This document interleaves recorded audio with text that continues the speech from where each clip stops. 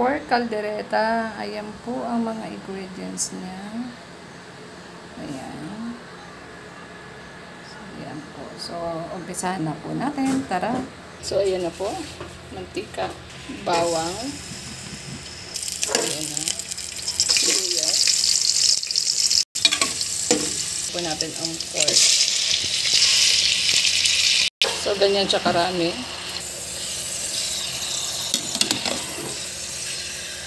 So, kalahating kilo ng ribs, 1 kilong laman. Ayan.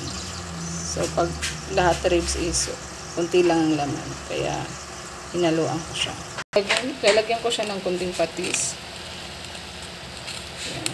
Pampawala ng langsa. Ano yan? Ginawa kong isda. Langsa.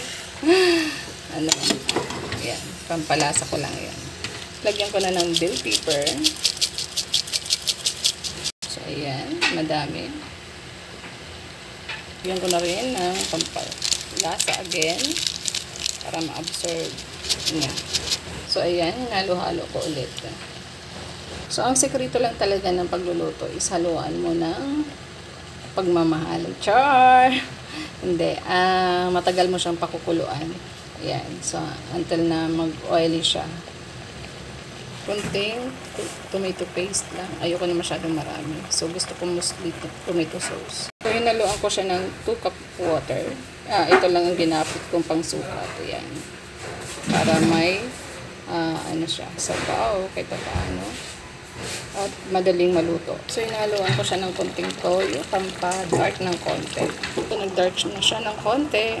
So, ayan. Hinalo ko na yung little spread. So, ayan na. Wala pa ang potato dyan, tsaka carrots, tsaka yung bell pepper.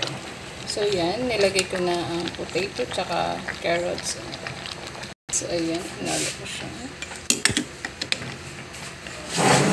So, pakuluan natin ay ating tatakpan. So, yan. Pakuluan pa natin ang pakuluan para mas lalong masarap. Mas lalong sumarap.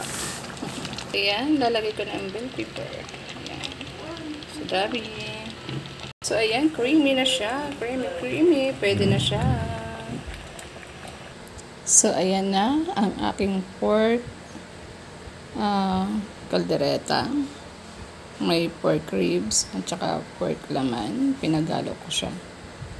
Ayan, so yummy. Kain na po tayo mga kasamkay. Thank you for watching. Bye-bye.